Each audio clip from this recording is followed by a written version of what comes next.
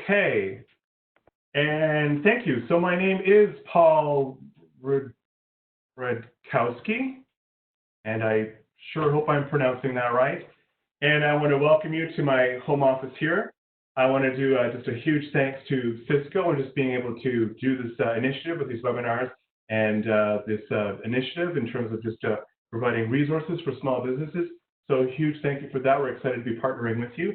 And I want to thank you folks out there in terms of joining in and from your busy schedule and being part of this presentation. So I just want to make sure I'm honoring my physical distancing here, and I'm not trying to be rude. I'm just trying to be socially responsible. So I've adjusted the lighting. Hopefully that's okay for you there. Got my favorite shirt on, and hopefully not too many reflective surfaces, perhaps distracting you. Hopefully not. If so, then put on your sunglasses. Do what you have to do. So for many of us, it feels like probably in the last few weeks, our world just got turned upside down. And that's a dramatic thing for us in these unprecedented times and this unprecedented stress. And maybe it feels like our world got turned upside down and we're just getting used to it. And then there's a shift that happens, and this is very unsettling. This is very stressful, and it really just lacks any degree of certainty in our lives, and this could make us feel quite beat up. I did a presentation like this on March 12th. March 12th was the day after the pronouncement of the COVID pandemic, and I was doing a stress management resilience presentation. And I basically just, this was a live presentation in front of, lots of folks at the time. I said, just a show of hands for those of you, your lives just got a lot more stressful and a lot more complicated. And about 2/3 of the audience raised their hands. I'm not sure what was going on with the other third of the audience without their hands raised. Either they were not maybe getting the gravity of the situation, or they're just super chill people. Anyway, then I asked, okay, so how many of you are actually concerned for yourself regarding this pandemic? The concern is for you. Interestingly enough, no hands were raised. I then asked, how many of you are actually concerned for someone else, a loved one? And that's where more than 2/3 of the hands were raised. We're certainly concerned about others. We're certainly concerned about ourselves, our business, and we're going to unpack some tools as we progress within this presentation. So I used to work in the Northwest Territories as a clinician, and I used to work in the boreal forest area, lots of trees, and we'd have forest fires. We'd have lots of forest fires, and this whole COVID thing is similar in some ways, different in other ways, but we were basically told to kind of hunker down in our home because of the pollution of the fires and what have you, and just ride out the storm, wait it out. But yet just kind of ready for when the alarm would go, and then we'd be mobilized, in terms of needing to maybe just kind of, leave town, if you will. So some of this kind of, insulated me, inoculated me a little bit with the whole COVID thing. So in the news, we're hearing all kinds of stories and stats and stories that are pretty bleak and grim.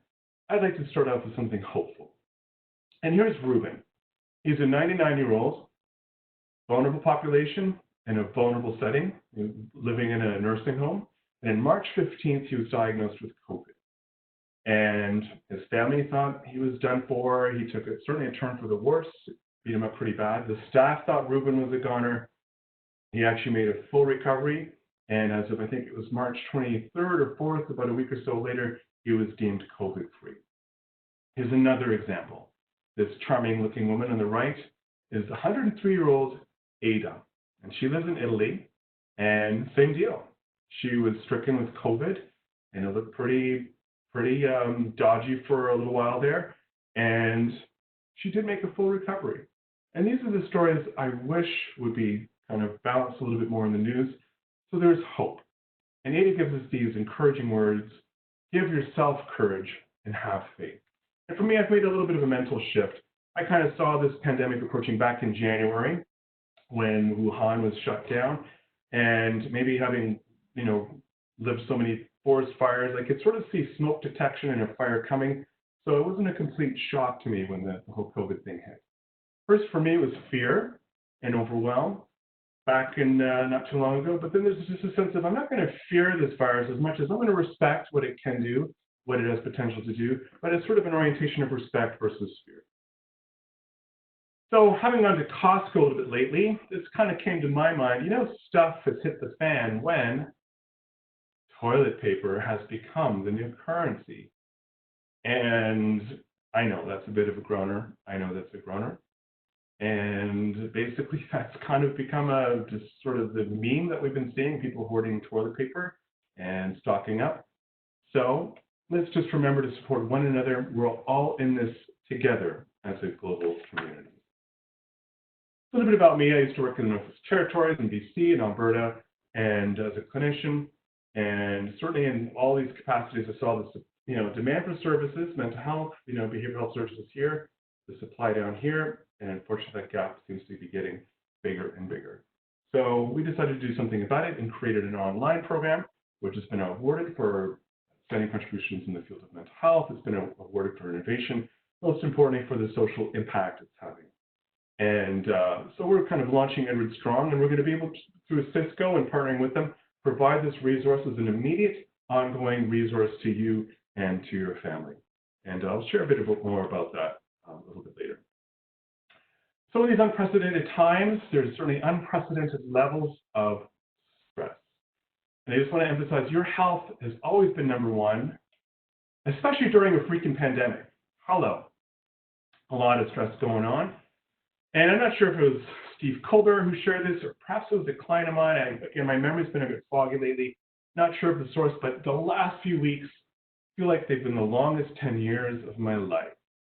And perhaps that might resonate for you. And just in terms of just feeling just tired, just want to remind everyone has a breaking point, and everyone responds to stress differently. So here's our objectives. We're going to talk about the normalizing the responses to the less than normal, stuff going on, identify the sources of stress, how it manifests in your body, and basically ways to take back a sense of control and become more resilient and inward strong. Now you're going to have far more brain systems, circuits, and cells dedicated to this material. I just invite you, just for the next 20 seconds or so, just to pause. What's your purpose for this presentation? How might this information benefit you, your home family, your work family? How might this information benefit you personally, professionally, or both? And just pause. What's your purpose for this presentation? How might it benefit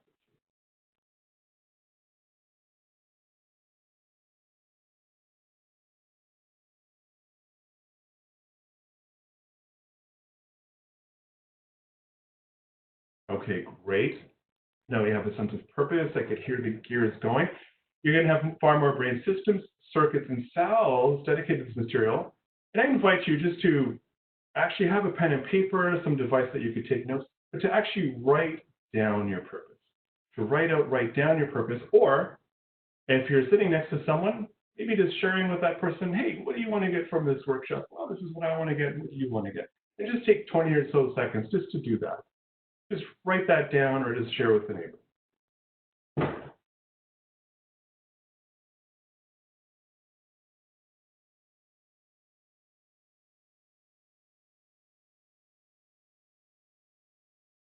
Great, I could hear the writing down, I could hear the exchange of just words of purpose there. And I think sort of through that all, I could feel the love, so that's a good feeling.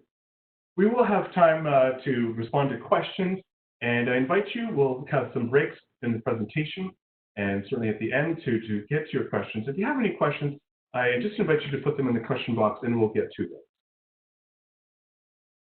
So I have just a reflective question for you. On a scale of 1 to 10, what are your current demands or stressors? On a scale of 1 to 10, 10 being the most severe, what's your current stress score? 10 being the most severe. And there's no wrong answer. Just take a moment. What might that score be for you? 10 being the most severe. And just jot that down.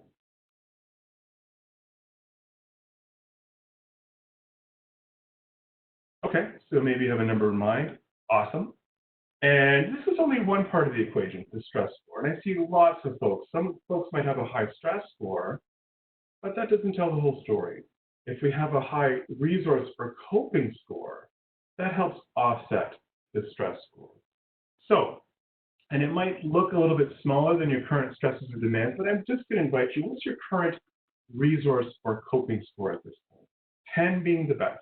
What's your current resource score at this point? 10 being the best.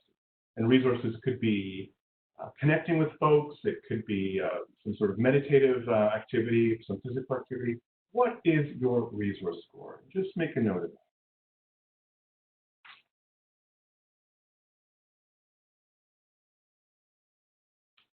Okay, great. Hopefully you have your stress score, hopefully you have your resource score, and we'll come back to this. And again, we're going to unpack a little bit of this for you. We basically want you to help you come up with your own sort of keepsake, take home. I guess most of us are at home anyway, but basically an action plan to help you build more resources. So let's just identify what some of your current stresses are for you. What are some of your current stressors for you, your home family, maybe your work family, your company, your team? I'm just going to invite you just for a moment, maybe the next 20 or 30 seconds, just reflect and preferably even write down what are some of the current stressors going on for you. It could be in regards to relationships, maybe it's in regards to funding, financing, closing deals. Just write those down.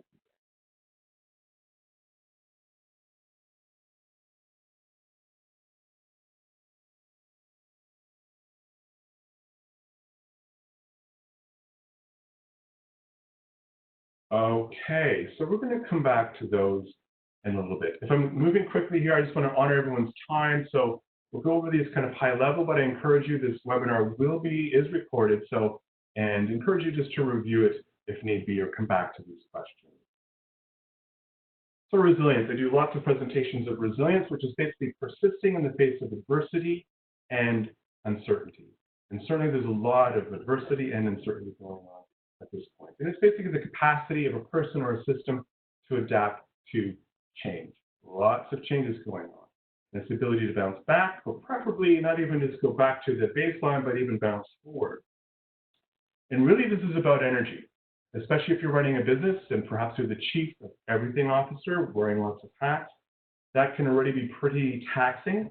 You throw a pandemic in the equation and even more taxing. So it's really about conserving your resources, and your energy is one of your most valuable resources. And certainly it's harder to persist if your energy is low.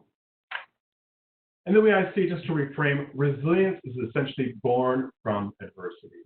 We don't just gain muscles by, just letting our arms sort of just, basically rest idle and, not, do anything with them. If we actually start pumping up and, incremental stress, lifting some weight, that's when we get some tone to it, some resilience in those muscles, much like a person or a system.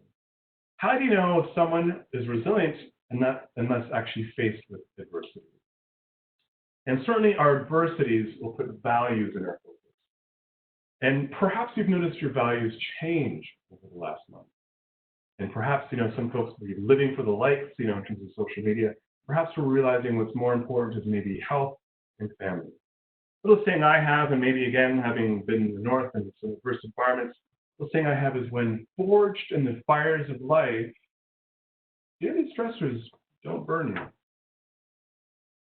So, the way I see it, this whole COVID thing is like watching a train wreck happening in super slow motion.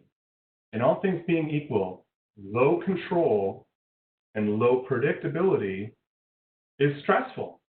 We all like predictability and control. All else being equal, the lower the control is, the lower the predictability is, can be very unnerving. And this is what stress can do in terms of our cognitive load. I'm just going to share a study with you. This is done at Princeton University. And they basically did a number of intelligence tests, performance tests with farmers.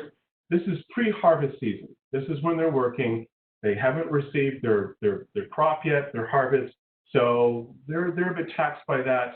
And they're not sure if things will all come to fruition, if you will.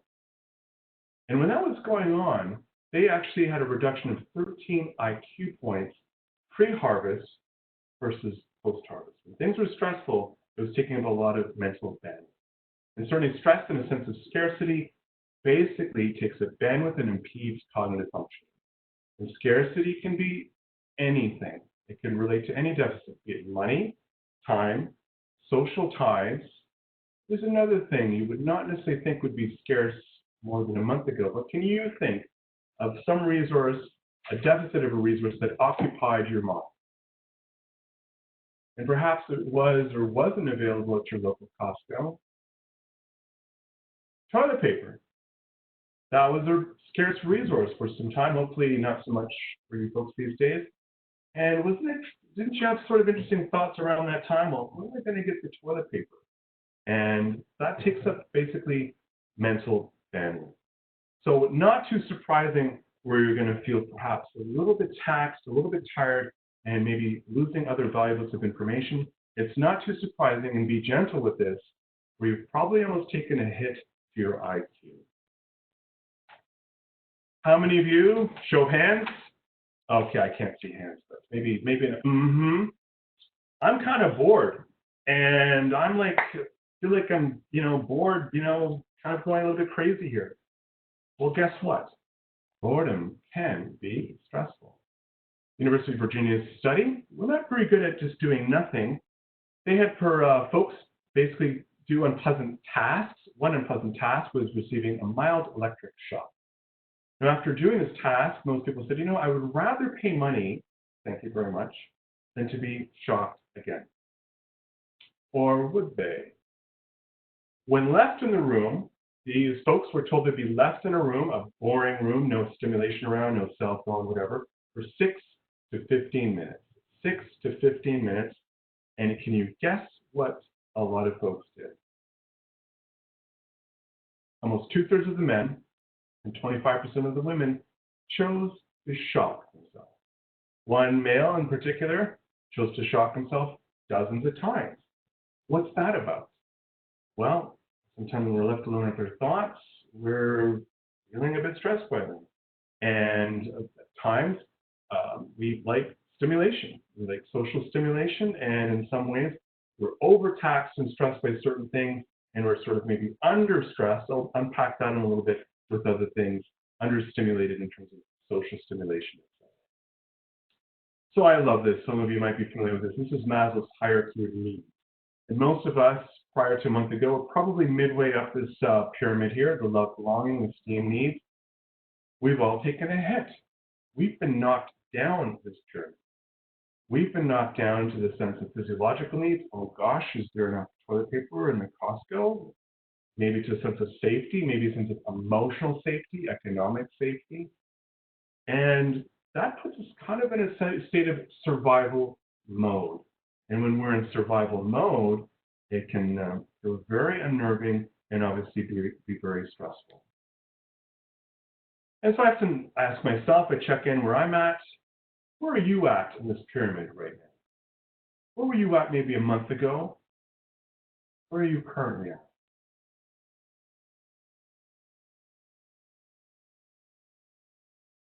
That being said, where is your home family, your work family at? Perhaps your team at this point,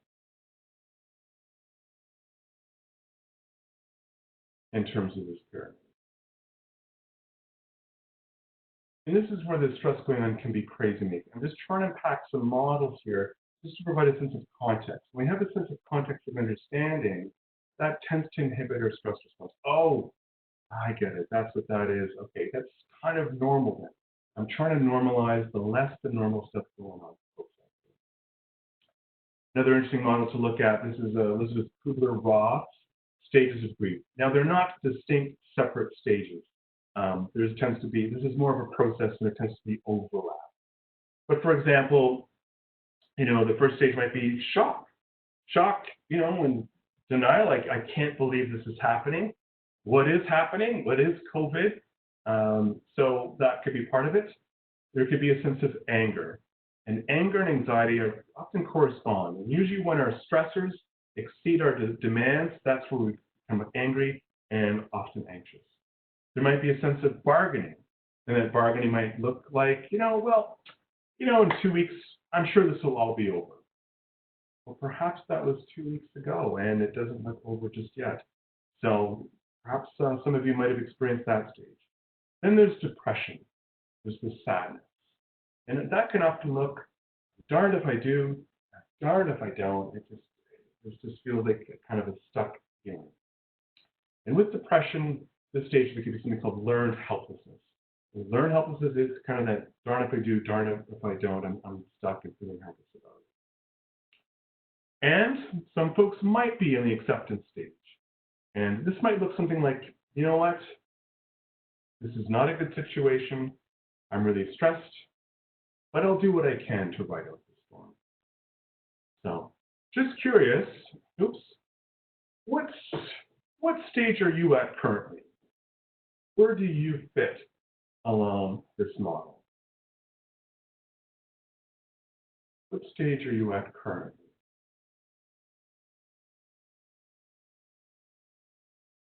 Where were you maybe about a month ago?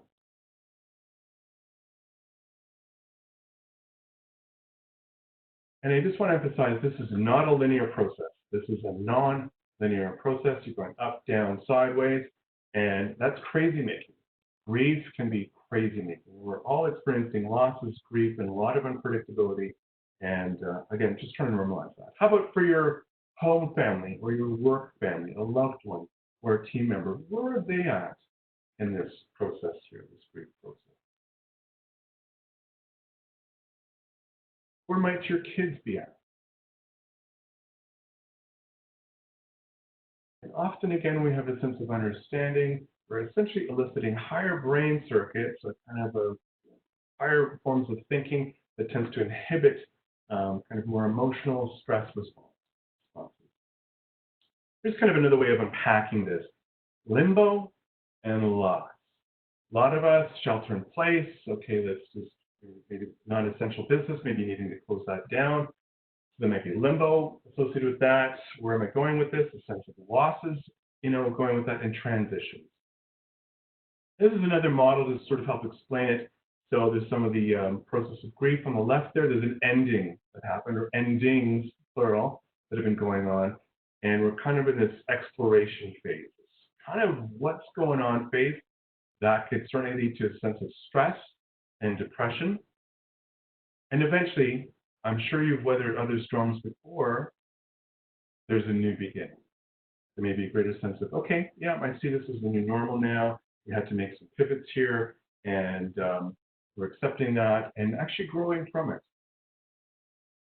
And with this model, it's really about maybe acknowledging what your losses are, maybe bringing closure to what has ended, and knowing it does go back up, if you will, in a positive trajectory, and maybe helping you stay kind of more at the moment. Another way of basically unpacking this, kind of going from known and familiar, that's comfortable, that's our comfort zone, to unknown, unfamiliar, back to known and familiar again. Just other wording from what was predictable and controllable. We now move to this kind of probably midpoint for many of us at this point. Boy, things don't seem to be very predictable, lack of control, back to, okay, I've pivoted, here's the new normal, more predictable and controlled. Sense of balance, things seem pretty honky-dory, tickety-boo, to, oh, what up, the world being turned upside down, I feel very imbalanced, things feel very chaotic, to eventually, again, it's all part of the journey, back to new balance, the new normal.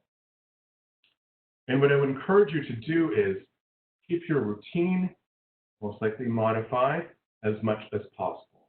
Keep your routine as much as possible.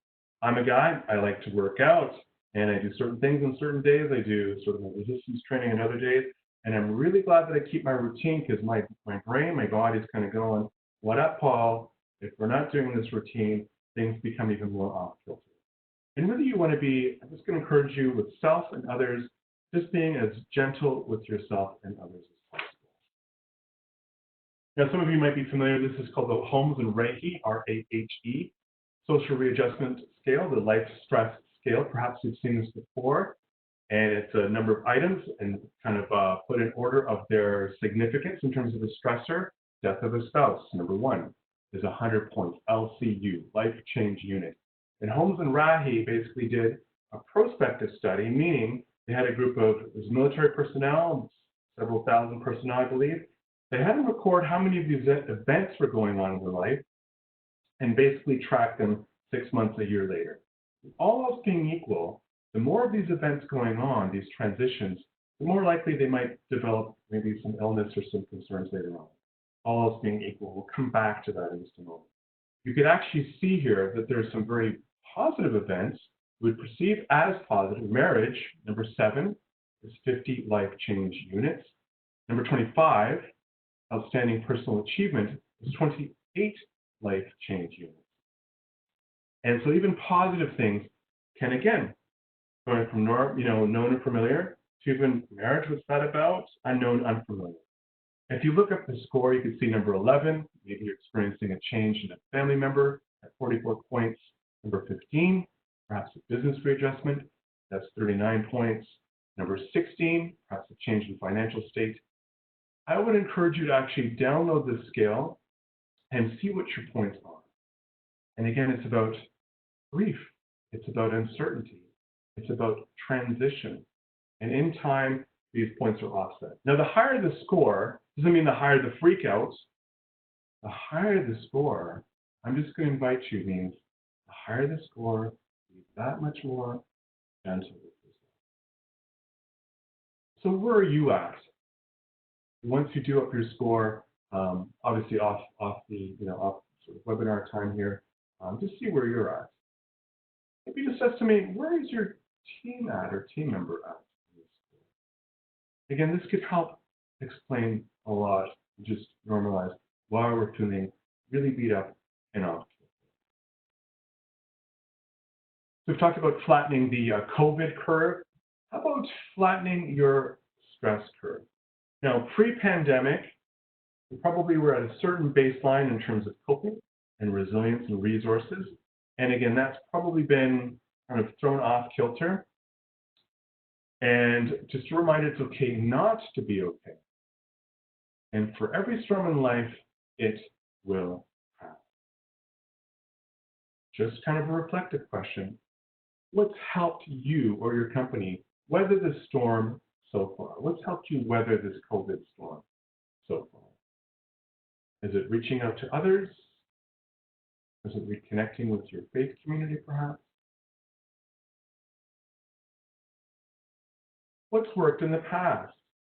I don't think you would be here today, listening to my voice today, if you hadn't experienced adversity, if you haven't had some, life storm or tsunami hitting you, kind of knocking you off your feet, and you having gotten back up again. I don't think you'd be here had you not experienced, survived, and transcended some of your storms.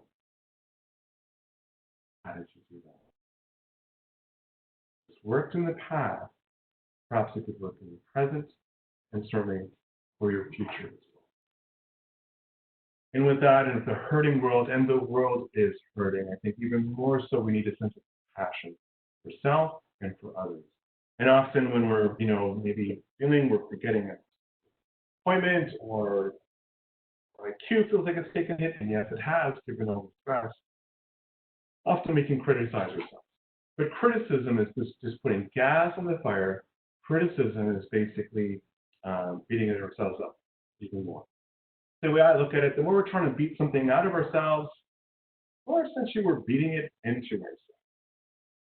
So, and sometimes there's a sense of terminal uniqueness. Gosh, am I the only one feeling this way or thinking these thoughts and feeling this beat up? No, you're not.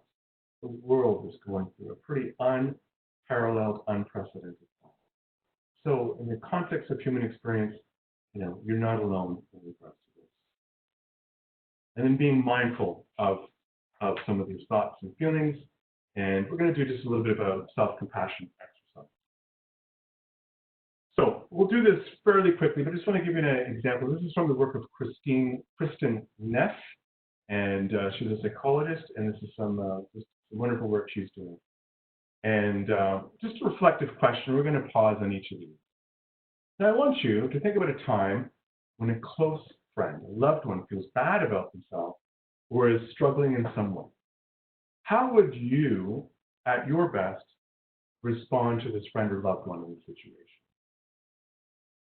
Maybe just think, perhaps you have time just to jot down what you typically do and say to this person and note the tone you would typically talk.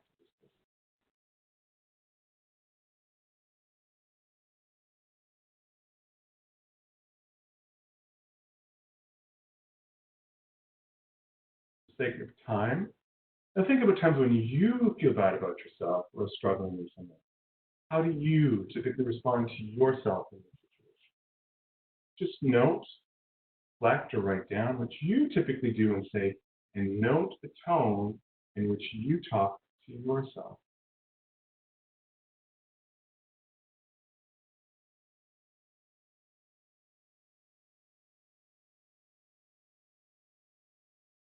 Did you notice a difference?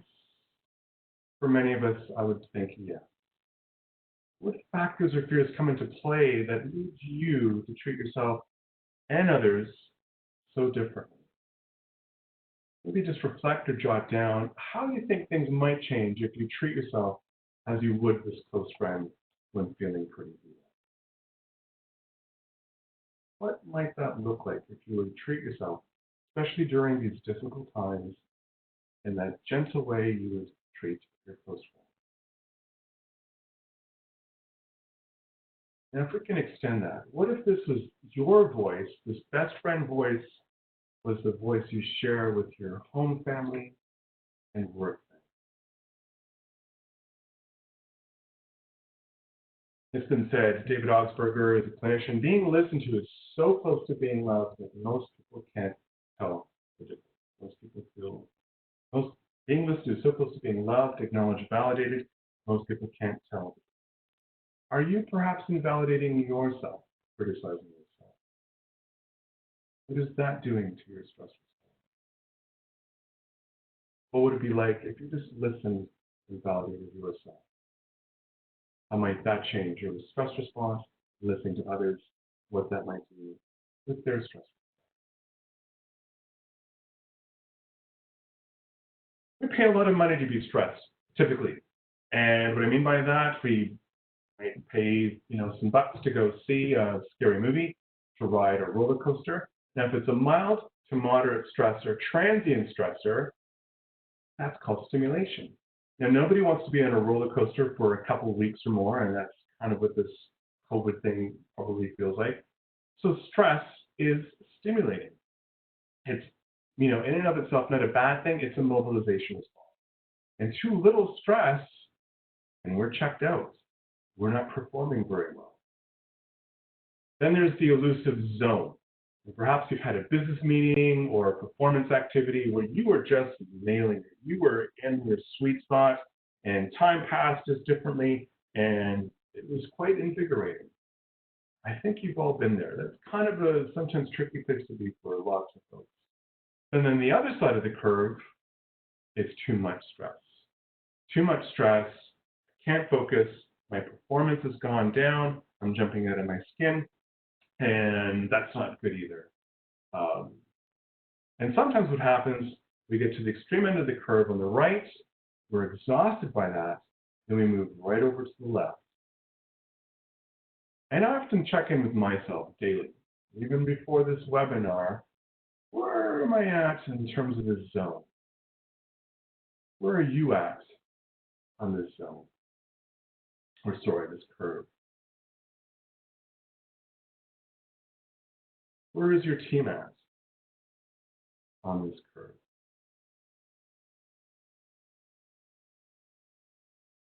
What are some things that you did maybe to bring yourself more to center? My guess is you've done it before.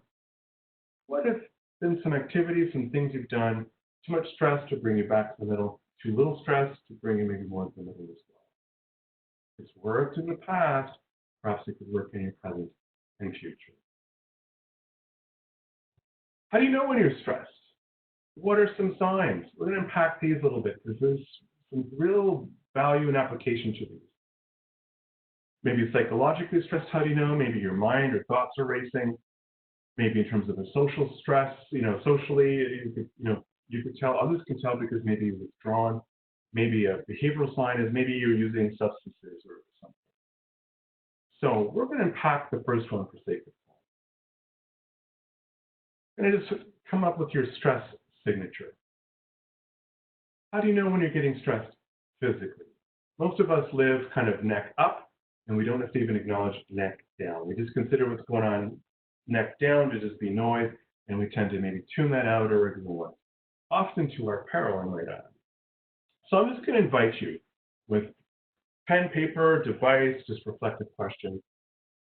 On a scale of 7, 8, 9, 10, that intense level of stress, your red light, what is your red light indicator of some major stress going on? Maybe it's your heart is racing, maybe your face gets all grimaced or what have you. I'm just going to invite you, and perhaps you've never thought about this before, you've never been invited to think about this before. What's your red light, your 7, 8, 9, 10 level of stress? What's going on for you physically or sensational? I'm just going to just invite you to reflect and actually encourage you just to jot that down.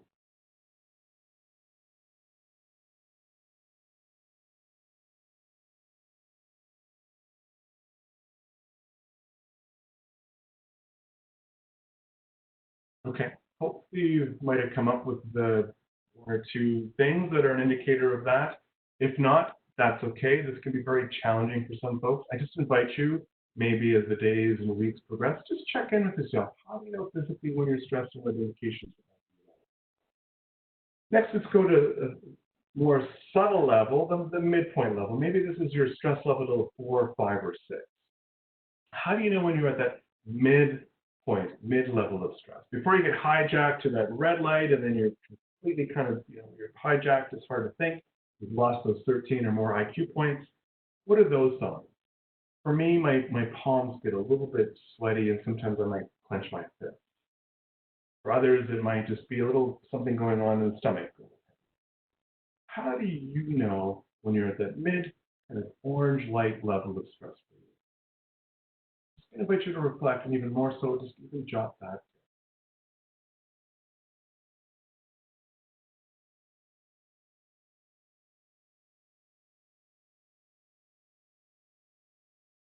Okay, hopefully you've got your intense level, the red light, the midpoint, the orange light. This one's tricky, and it might just be an invitation for you. What's your yellow light? That level 1, 2, 3. How do you know when you're at that lower level of stress and maybe things are starting to build? And this might be, just a bit elusive for some folks. That's okay. Maybe just pay attention.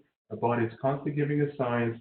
The body's mobilizing us for fight or flight to deal with some stressor. So it's just indicating and identifying which of these might be going. This is how this could be useful. Years ago, I had a nurse come to my practice, and hugely stressful job, and goodness me, with health practitioners these days, even more stressful with the COVID happening. And this nurse working 12-hour shifts, putting out multiple fires, she used to use substances to cope. She realized it's not a good long-term coping strategy, and this is where she came to meet with me. I basically put this question out, so how do you know when you're stressed? And she says, well, my stomach starts to feel a little queasy. I go, is that a low, medium, or high indicator for you? Low, she said. Good awareness is what I say. What else do you know? She goes, well, my chest tends to get a bit tight. A low, medium, or high indicator. Midpoint, sort of mid-level. Okay, what else do you know? And she basically said, when I'm really feeling stressed, I feel like someone's just grabbing my throat and someone's just choking. Low, medium, or high? High, she said. And guess what she was able to do with that information? Before it got to her red light, it went very hierarchical up her body. I wouldn't expect the same for you. Before it got to this red light and feeling like her throat's crushed, she was able to catch it at her orange light. And she was able to engage in a coping strategy, maybe doing some breathing exercise, taking a quick break. Then she got good at identifying it at the yellow light level, that low, intensity level. And in not much time at all, before she got completely hijacked and overwhelmed by stress, she was able to address it at a more appropriate time. So it's good to know. And if you don't know what your red lights or orange lights are, maybe ask someone you're close to. Maybe they might be able to help. They maybe have seen those indications their way. I'm just putting this out there. Do you know what your team's stress signature is? And maybe where they might be at different times. Again, as shared with that story with the nurse, it's about just paying attention to what's going on, This can help us understand when we're stressed, perhaps why we're stressed, being able to take action about it, and engage in more healthy coping. It's kind of going back to the saying, being listened to, listening to our body, listening to what's going on in here. It's so close to being loved that most people can't tell the difference. And this can really help mitigate the stress response. And an upcoming workshop, I'm kind of going with the title Stress Burnout, or is there something else going on? I'd like to unpack the whole mind-body kind of correlation between stress and its indicators. And often with stress, thoughts, emotions, memories can all turn on that stress response. And the mind can produce more stress than the body can handle, and you can see some symptomologies and concerns that are a result of that here. And perhaps you're able to identify in terms of tension or trouble concentrating some of your orange lights, red lights, or perhaps even yellow lights. And it might just again be kind of an invitation, are you seeing some of these going on with your team? Now, mental health is brain health, and this will be more unpacked in an upcoming webinar. And what you're seeing here is some of the latest in neuroimaging. What you're seeing is a metabolically healthy brain. This isn't a picture or a photograph. You're seeing a well-connected smooth surface means good connections. The light yellowish color means a good amount of brain activity. This is a healthy brain. Next image, you ready? 3, 2, 1. Ooh, well, what's going on here? Here is a less than healthy brain. Here's a 38-year-old, 17 years heavy weekend drink. Ah, Paul, what's the big deal? I only drink on the weekend. Well, if you think you're seeing maybe some issue going on with this brain, just go, mm-hmm. If you're thinking you're seeing a big issue going on with this brain, just go, mm-hmm, mm-hmm. Okay, I heard some mm-hmm. You betcha. All substances are neurotoxic. They retract the dendrites between the cells, the neurons get pretty big up. And you guess how well this person is handling stress, making decisions, or coping with life? Perhaps not very well. Here's another image. Here's someone with a majorly stressed out brain. A stressed out brain being a major depression of 2 or more years. And, in terms of typical anxiety and depression, there's the elevated level of the stress hormone cortisol. What does cortisol do in prolonged amounts? It's also a neurotoxic, retracts the dendrites, beats up the cells pretty bad. And brain health really is, mental health is about brain health. And this is just kind of a sneak peek of an upcoming workshop. Of course, as you can imagine, these become very expensive in terms of, the micro level of brain tissue being damaged to the macro level in terms of society and economics. Half of us will actually have 2 or more mental health or addiction issues by the time we reach 40, half of us. And this pre-pandemic, I expect, this has been an epidemic prior to the pandemic in terms of mental health and addiction issues. Organizations were losing 14% of the net annual profit. I would expect that to probably be a greater hit and loss in the days to come. I know a rather busy slide. I just want to highlight some things. And certainly the effects of stress and mental health in the workplace, and certainly the effects on individuals on the left there. Of course, we're very wary about viruses and infections. The immune system takes a hit, not a good thing. And certainly you could see some things you could do as an employer in the middle part there. And on the right, some healthy habits that you can engage in as an individual. And more to come with more of a mental health and burnout presentation. So the way I see it, in terms of social connection is very important to one's health, and it's changed. I like to measure things in terms of frequency, intensity, and duration. And perhaps the sense of intensity is very different. The intensity being that actual proximity, physically there, flesh, in flesh with the people that we love and care about. Now that's changed. We need to be basically physically distant to help flatten the curve, and that makes sense to do so. Now the positive side, the frequency and duration of social connection has gone up way higher for many folks. And we have control over that. In fact, as a part of our team, we do it as part of our check-in with our team meetings. We tend to ask our team, what are you most grateful for? What's gone well for you past week? And one of our team members shared, what? It's so good. I have a friend in Spain I haven't connected with in years, and we spent all day, several hours the other day and an hour today, just kind of getting reconnected. A lot of frequency, a lot of duration, despite the intensity that physical, actual proximity not. And that was very useful, very encouraging. So there's more material that we're going to pack, but maybe we'll just sort of pause here and just wondering if there are any questions or comments. And I'm going to try and find the QA part here, and just wondering if there's any questions or comments at this point.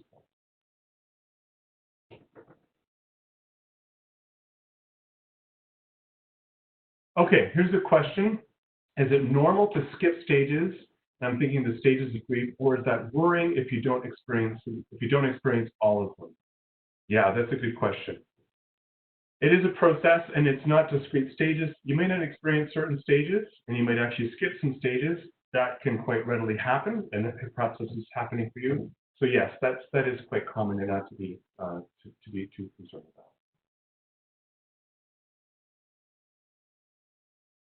And okay, any other questions here?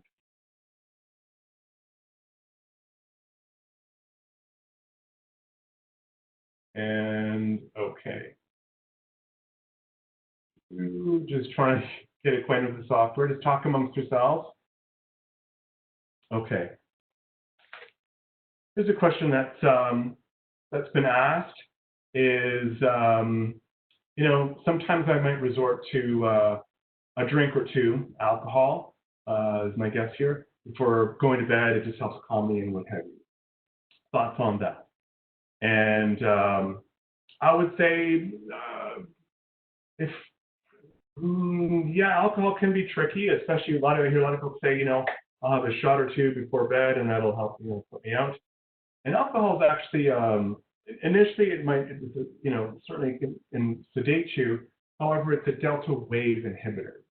Your deepest delta wave sleep, your slowest, deepest cycle of sleep gets inhibited. For every drink before bed, that delta wave sleep is taking a hit by 20% for each drink. So this is where people will get up in the morning and basically feel, perhaps a bit hungover, but the restorative sleep in terms of what's rebuilding the brain, the body, just ain't happening. So yeah, okay. And let's see. Just trying to scroll through. Okay. So thank you for those questions. There's still more material, and there'll be some more time for QA afterward. And I'm just going to invite you, maybe at this point, maybe just jot down what maybe stood out most for you in this presentation so far. What stood out most for you?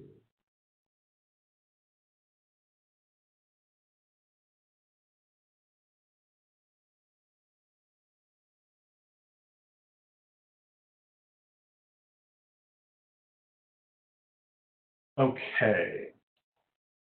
So, just some more material I'd like to unpack for you folks today. Oops. So maybe some things what to look out for and how to help. So things to look out for, again, pre-pandemic, what was the person's baseline maybe that you were concerned about? How are they functioning before the pandemic? Now, if a lot was going on, you can imagine that would probably, be challenging to folks. And with the pandemic, it just puts gas in the fire. But these are the typical things that one would look out for. Maybe it's missed deadlines or mistakes, certainly a change in personal experience or personal appearance, withdrawal, what have you. Now, with the pandemic, I'm not surprised that people are going to be more challenged with these to a greater or lesser degree. And, often these things can and will correct themselves.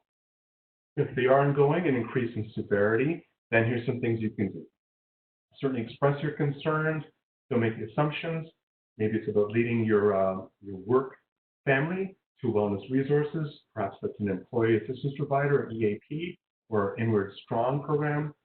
Perhaps it's just asking that employee, how can you help? You certainly want to respect their confidentiality. And of course, if there's a safety concern, you do want to make that a priority. So there's a lot of noise going on, and they call it the noise of the news. And my suggestion would be you want to be COVID educated and not inundated.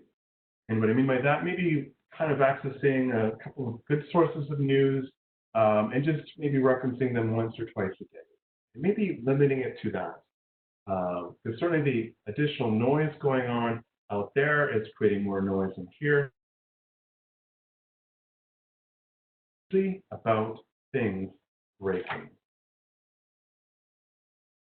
And with that noise of the news, we have something called presenteeism I'm going to highlight there. And presenteeism is when I'm physically there, mentally I am checked out. And a lot of us, that's kind of what it's called. I may be blanked out, mentally, but physically I might be present. So it can certainly add to that sense of just being checked out. So question for you, reflective question. Have you ever been around someone and you get a warm, fuzzy feeling from them? Ever been around someone else, you kind of get a cold, prickly feeling? What's that about? Is stress or emotions contagious? Yes, they are. And in fact, not only do we hear a sense of stress in the tone of voice or maybe visual cues, we can actually smell stress. We can smell fear. And researchers basically had a study where they took gym sweat and then fear sweat. And can you guess what kind of sweat people responded to most? It was the fear-based sweat. And it makes sense. If there's someone who's in fear in this environment, perhaps there's something to be fearful about. So as you're shopping or that quiet hush in Costco or what have you, often we can pick up the sense of just fear and energy. It makes sense as social creatures. This gives us just an idea of what's going on in an environment. Then there's something called displaced aggression. And with anxiety and aggression, it's the same brain circuit being activated, it's the amygdala. And this is what displaced aggression looks like. Maybe you didn't get the contract, and as a CEO, I just decided to dump on the upper management. Upper management dumps on, lower management person, this person dumps on another staff member, this person goes home and dumps on their spouse. And really, perhaps, if you're, unfortunately, I think we'll be noticing more sort of forms of hopefully altruism, but also aggression as there's more fear going on for folks. And basically, sometimes it's nice just to remember that perhaps it has nothing to do with you, and this person who's being aggressive is really just indicating, not in an appropriate way, but they're just very, very fearful and anxious. And I encourage you, if your coping strategy is to dump on someone to prevent your ulcer, please don't give someone else an ulcer by doing it. So, the way I see it is scale equals balance. It doesn't take much weight on either side to tip it in either direction toward illness, toward health. So these are some of the things you can do to tip the scale in your favor.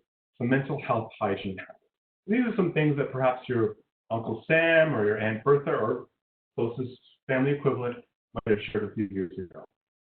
So some protective factors. Social networks.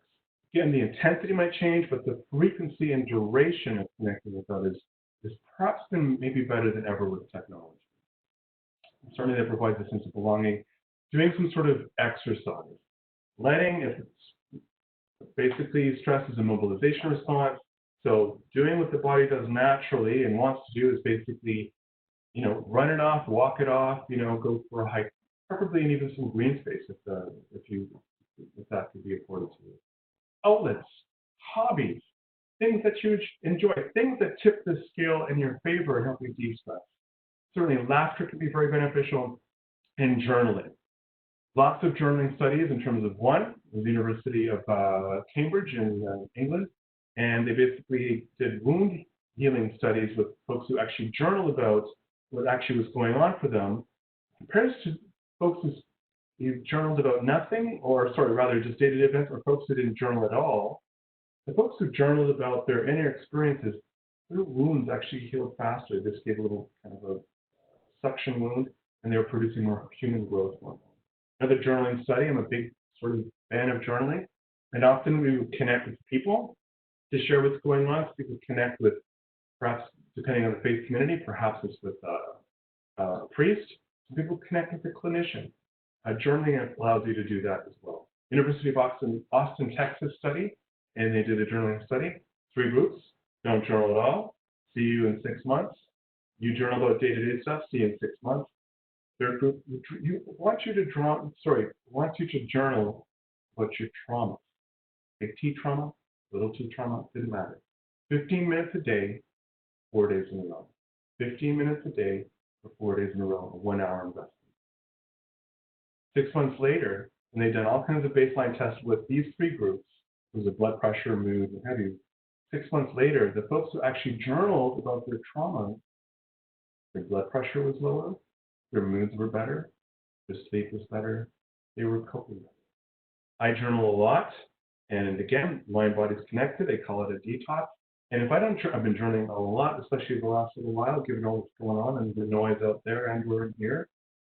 And when I don't journal for a few days, I tend to notice I feel more antsy. When I don't journal for more than a few days, my wife tends to. She kind of go away. Oh, have you been journaling lately? So, other things to tip the scale in favor, maybe finding comfort in your personal beliefs and spiritual beliefs and practices. I want you to say this out loud. Sleep is vitally important to my health. Say it out loud. Awesome. Please ensure that you get enough sleep. That's where your brain, your body does most of its restorative activity. So, one thing I like to count blessings, and there's a whole school called positive psychology. And one thing I guess you could say I'm counting my blessings regarding this whole COVID thing and the physical distancing. Not being around people as much, I don't have to wash my hair as often. It's true. Sure, you might be laughing out there, however, that saves me about an hour a day of not having to wash the hair. So here's the story of actually how this was, put in effect very powerfully. I had a family come to me, and mom and dad, and they said, we want you to see our 14-year-old son. We'll call him Josh, and he looks really down, and it's hard for him to get out of bed, hard for him to go to school. And I said, sure, I'll do what I can, and look forward to meeting Josh. Meet with Josh, and really just slow speech, low affect, kind of sunken posture. And I had him fill out a number of, depression inventory and anxiety inventory, and he was severe. He was at the upper range of that depression inventory. And I said, gosh, Josh, that rhymes, doesn't it? Josh, how long have you been experiencing this level of this mood? He said, it's been a year. Well, okay. So just starting to just see what his resources are and, what's working, what's not been working. Again, just taking it slow, just pacing him. And at the end of the session, I said, Josh, is it okay if I make a recommendation? We need to kind of wrap up the session. He says, sure, but just keep it small. Low energy, keep it small, no problem. So I said, Josh, I'm going to invite you to do this. I just want you to, maybe at some point of the day, maybe at the end of the day, just jot down one thing that went well for you that day. And one thing you're looking forward to the next day. One thing that went well for you that day. One thing you're looking forward to the next day. Would you be able to do that? Yes. Fast forward 2 weeks. He's sitting upright, his rate of speech has increased, he's kind of more in his body, if you will, his skin, and more present. I thought, let's do this depression screening inventory again. He went from severe depression to no depression. Severe to no depression in 2 weeks. Josh, how did you do that? Because I did what you said. I just kind of looked at one thing that went well for me in the day, and then one thing I was looking forward to the next day. And what that helped him do, as opposed to looking in this very tunnel vision myopic way, broadened and build, and that's the term in positive psychology, it broadened and built his perspective, and it changed his perspective, his thoughts, his mood, and he was doing comfortably. Continue to physically distance, wash your hands, stay safe, tell the ones close to you that you love them. smile, say hello to a stranger when you go to the food or the supplies are walking in the street. And I notice more and more of that's going on with folks. So that's a great thing to see. Take time to reflect on the small things in life. What are you grateful for? Maybe just make the practice of just a couple small things that you're grateful for every day. Just jot them down. Share with a loved one. The way I see it, small blessings, what a luxury it is to be sheltered in place in quarantine versus without shelter, homeless, without resources. Again, a change in perspective can make a profound difference for just your mind or stress physiology and how we feel. I encourage you to make, especially these days, gratitude a part of your team check-in. This is where we got the story that I shared with you earlier. You know, what are you most grateful for this week? I'm so grateful for just connecting with my friend in Spain and being able to spend hours just connecting. So we're going to unpack this a little bit. Pen and paper ready. What do you actually have control over? I'm going to invite you just to do a circle, smaller circle. This is your control circle, an outer circle, slightly bigger. And then finally, the third circle, larger still.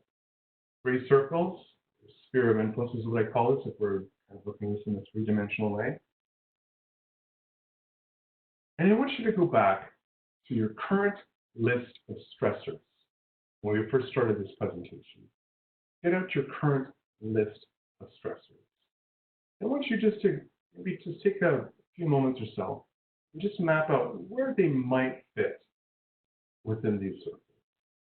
Where do your current stressors fit within these circles? I'm just going to invite you just to take maybe a minute to do that. Where do your current stressors fit, or might they fit within these circles? Some control, no control.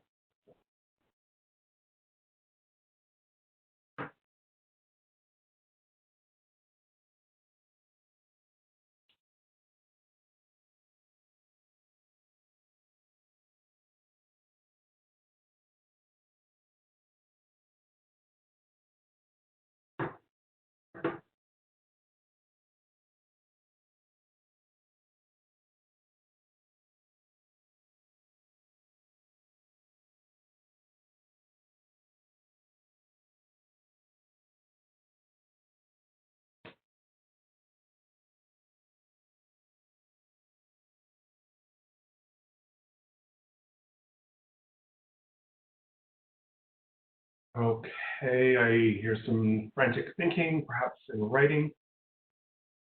And hopefully, for most of you, perhaps you have an idea of where some of those current stressors fit in these circles.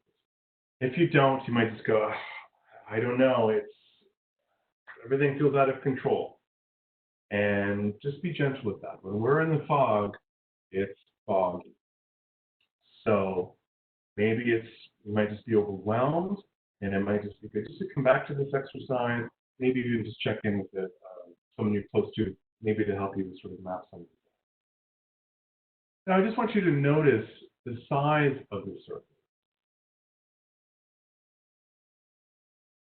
Most people say, in terms of what they have control over, I have control over my thoughts, feelings, and behavior. Time, I have very little control or influence beyond that. And the way I see it, in terms of this outer, no influence, no control circle, whether you worry about it or not, it's not going to change a thing. Whether you panic about what's going on in this outer circle or not, it's not going to change the outcome. And to me, that's actually what learned helplessness. If I'm trying to control things that are clearly not in my control, that is a diminishing of change. To me, this is focusing your energy, conserving your energy, on what you do have control over. These circles, the sphere of influence, if you will, this is the serenity prayer in action. Grant me the serenity to accept the things I cannot change, courage to change the things I can, and wisdom to know the difference. So the three vital questions they ask, whether it's in business or in life, what's working? What's working for you now? Maybe in your home family or your work family. And how can you do more of those things? What's not working? What's clearly not working and maybe needs pivoting, tweaking, what have you. In life, in every sort of sense of success, it's about doing more of what's working, maybe tweaking, pivoting, eliminating what's not working. And really maybe the third question is, are you trying to control things that you simply cannot control?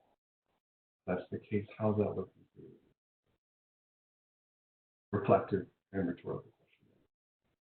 The way I see it, given what's going on, self-care is no longer a luxury, but a necessity. If you don't take a break, you break. Be gentle. It's okay not to be okay.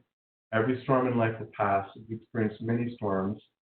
You've gotten over them. What has helped you or your company weather other storms or tsunamis? We're all in a state of this loss, limbo, and transition. So I encourage you to keep your routines as much as possible. Be gentle with yourself. Gentle with yourself and others. Now, if in doubt, we're going to do a breathing exercise. Story of a client. Again, it was lots was revealed in that first kind of session and intake. And yeah, I asked folks, what's your stress score? What's your coping score? What are some things that help you cope? And I asked, so, what's your sleep like? I don't have time to sleep. Oh, okay. About do any physical activity exercise? I ain't got time to do exercise. Oh, okay. What about eating? What are your eating habits like? I barely have time to eat. So I looked at him and I said, so you don't have time to sleep, exercise, or eat? So do you have time to breathe? He kind of gave me a look, and I think he realized maybe there was a bit of silliness to his way of thinking, and he realized he needed to do certain things to kind of keep himself going and sustainable. So we're gonna just share just a different way of it's called 3 in, 3 out breathing, and I'll just explain it quickly, and then we'll actually kind of engage in the activity. So we're going to breathe in through the nose and hold and pause our breath as we inhale, exhale through the mouth, pausing and holding the breath as we exhale. Okay, so you ready? Inhale, hold, a little more, hold, top it up, hold, exhale through the mouth, hold, a little more, let it out. Same thing. Inhale through the nose, hold, a little more, hold, top it up, hold, exhale through the mouth, hold, a little more, hold, let it out. One more time. Inhale, hold, a little more, hold, top it up, hold, exhale through the mouth, hold, a little more, hold, let it out. Just breathe normally. Just notice what's going on for you, maybe mentally, physically, as you are breathing. You might go, so, hey, Mr. Blue Shirt, what's with the weird breathing? And a reflective question, what were you thinking about as you were breathing in that way? Probably mostly just your breathing. And that calmed this down, when. How long did it take you to do that? Maybe about half a minute or so. Or maybe you might have just gone down a notch or two in your stress response. And we can't necessarily control and change what's going on out here, but isn't it nice to know that just by maybe, if in doubt, just breathing, we have a way of regulating and reducing our stress response here. The science is clear. In terms of a more resilient life, move your body, quiet your mind, connect with others as much as you can, live your purpose as much as you can. How can you practice these on a consistent basis? These are very challenging times indeed. However, I see it as a challenge to grow. It's an opportunity to set some positive habits that will stay with us for the rest of our lives. And how can you model these to your home family, your work family? I'm just going to share, I'm very excited and appreciative of just partnering with Cisco, just the resource that is available for you in an immediate and ongoing way in the Inward Strong program. So the idea behind this program was basically if you couldn't bring someone to the resources, bring the resource to the person. And given all the stress going on, I think we want to keep our resource score tipped, as high as possible. So basically, the program is a series of modules with on-demand video coaching program. It provides lots of evidence-based tools and techniques, tools that you could put in your resilience toolbox, if you will. As you can imagine, the sense of isolation is not good, and so there's an opportunity to just kind of connect with others and build even a sense of community. And there's other touch points in terms of just encouraging and informative emails. So there's certainly engagement analytics to see how you're progressing. And of course, these issues don't just affect individuals, but family members as well, or team members, and it's certainly available for that purpose. So as we're winding down, I'm hoping you found some of the information in this webinar valuable and that it resonates with you. There's plenty more tools and more rich information and encouraging information like this in the Inward Strong program. Most people feel a sense of kind of connection and relationship in the program, and given the social isolation, that could certainly be a valuable thing. Often people experience a sense of hope in the program. And given these heavy and dark times in the world, hope is a very valuable thing to have as well. And again, we help address all these issues and just helping put tools in your toolbox. And we've helped thousands of folks throughout the years overcoming a number of obstacles, a number of stressors, and including an airline pilot who basically, wanted to keep his job, wanted to stay flying. His pilot association and his physicians vetted out our program to be the most robust, comprehensive program out there. So he was happy. The pilot got to stay flying, and the airline, of course, was happy. They got to keep the pilot, not fire, hire, and train a new pilot. Of course, flying in an airline, I was happy about that. That certainly, there's a healthier and safer behaviors. And we've received multiple awards in terms of what we do. And certainly we get trying to just reduce the barriers for people as much as possible. And it's very encouraging where people just a high degree of uptake. I'm pleased and proud to be partnering with Cisco right now. And the idea behind the Inward Strong program is fortifying yourself, our immune system, and just being more inward strong overall. So just wrapping up, just going to go back to your resource score. On a scale of 1 to 10, what was your resource score? And what made it that score versus a lower number? What made it that score versus a lower number? My guess is there's some things that you are doing to have at least that level of the score. That being said, what can you do to raise your score a point or even half a point? What would raise it by even half a point? And perhaps maybe it's something you got from this program, perhaps or this webinar, perhaps it's something you might receive from the Inward Strong resource being provided to you.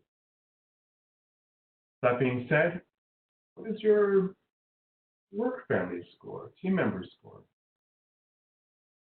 How might you help raise that a score? Just some maybe next steps with your work family, perhaps sharing this information with your team, which helps normalize some of the stresses going on for them. Maybe it's checking in with them, seeing how they're doing. And on the bottom point there, you might actually potentially need to redefine what success looks like with this, with your individuals, and maybe just adjusting expectations. That includes that includes yourself as well. And suggest and perhaps even model suggesting personal, professional routines as much as possible, and share this archive presentation with being listened to. So close to being loved, most people cannot tell the difference. That helps basically reduce our stress response. And what a different world do you think it would be if we just kind of heeded these words of advice. So in summary, we helped normalize some of the stress stuff going on, identifying some of the stressors, some things that you actually take back control, improving your mental health hygiene. Really the meta objective here is we often fear what we don't understand. There's a lot of misunderstanding and fear regarding the COVID concern. And certainly what we want to do is provide you a greater sense of understanding regarding how you might be responding, how others might be responding, and helping put tools in the resilience tool. And I'm just going to open up for some QA here. I'm just going to leave it on this slide for now. This is where you can access the Inward Strong program in partnership with Cisco. And I'm just going to invite if there's any comments or questions, or also, what's one thing you might do differently as a result of this presentation? Comment, question, what's one thing you might do differently as a result of this webinar?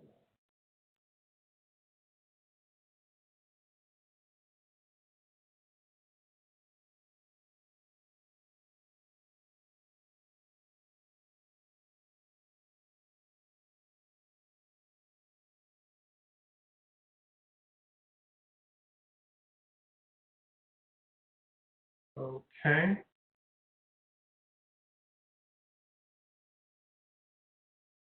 Comments, questions, perhaps I'm not doing something correct here. I'm not seeing something.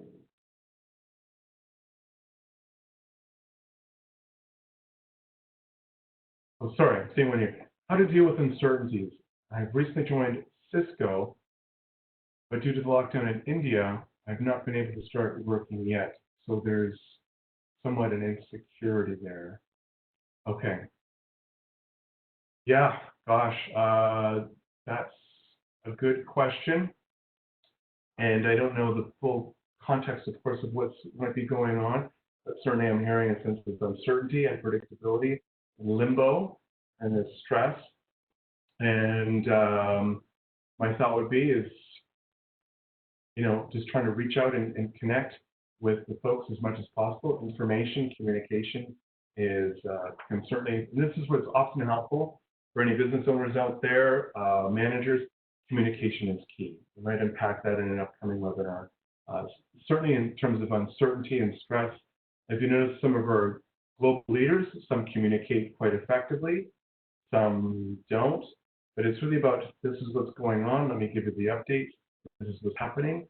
So to encourage that, that's going to reduce the level of stress for folks as it helps you communicating a more greater sense of connection as well as predictability and possibly control over a situation. If you're just kind of not sure what's going on and you're unable to communicate with those folks, it might be just looking out, maybe there's those circles of control, what you actually have control over, and perhaps you don't have control over what's going on with your that employer right now, if that's the case. It might just be, do you have control over? Well, maybe looking at what some other options might be. At least maybe not for the, for the short term, if not the long term. So, okay. And bear with me here.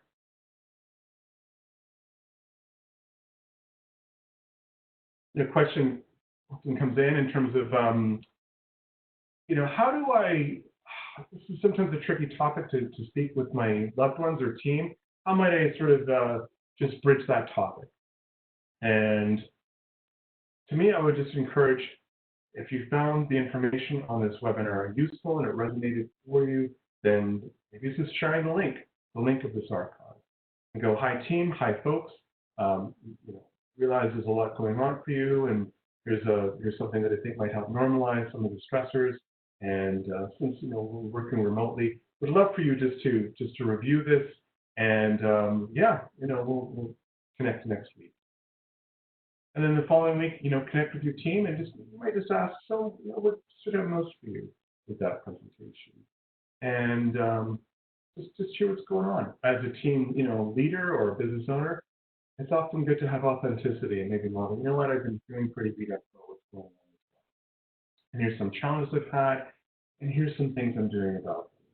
You're modeling the sense of it's normal to be challenged, and also the sense of, okay, got a problem going on here, I want to normalize that, this is how it's affecting me. And also modeling, you know what, here's some things I'm looking at or been doing differently, maybe my routine. Or as a team, if it's a team challenge, how can we work collectively, collaboratively, maybe overcome some of these challenges? So, okay, might have time for one or two more if I'm able to.